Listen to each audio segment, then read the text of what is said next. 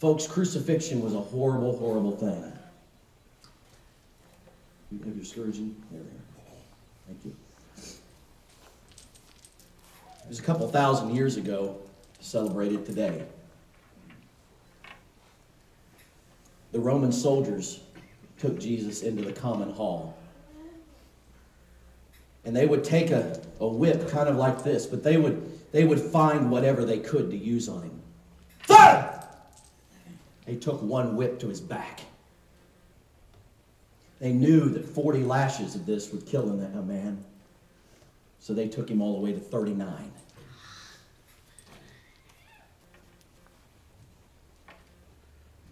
A 300-pound Roman guard. They were mean. They had an art of crucifying and whipping and scourging and beating people to perfection. Thud! They hit him again. Folks, they would take these and they would put old rusty nails, baked glass, shards of pottery or animals' bones, whatever they could find to do the most damage. And each time, thud, they'd hit him. Each time, they would do it to mock him, to embarrass him.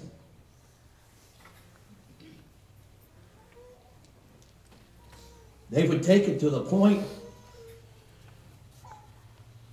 where the ooze of his blood would start to come out, and then they'd hit him again. Scripture tells us that Jesus was beaten beyond recognition of a man. They didn't even know he was a man when they were done.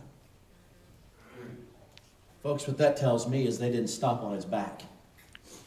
They hit him everywhere, including his face.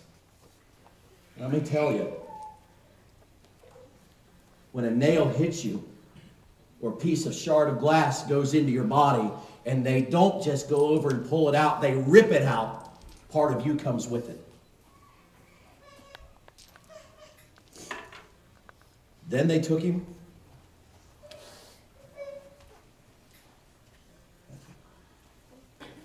and they took a crown of thorns very similar to this,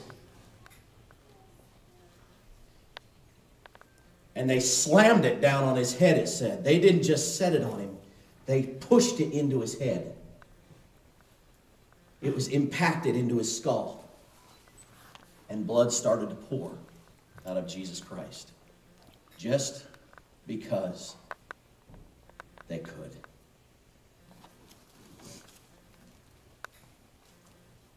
And then they got him to the cross. And one by one, they took great big nails and they would put it into his hands. Thud! They drove one into each. The Romans had an art of pulling their arms to where they dislocated them, because the way that a man lived on the cross for any period of time is that he would be up on that cross, and when his hands were nailed and his feet were nailed, the only way is to pull himself up with his hands. And every time they pulled himself up with his hands, these nails were the only support, and he sunk deeper and deeper and deeper into his hands. He'd get a breath and he would release.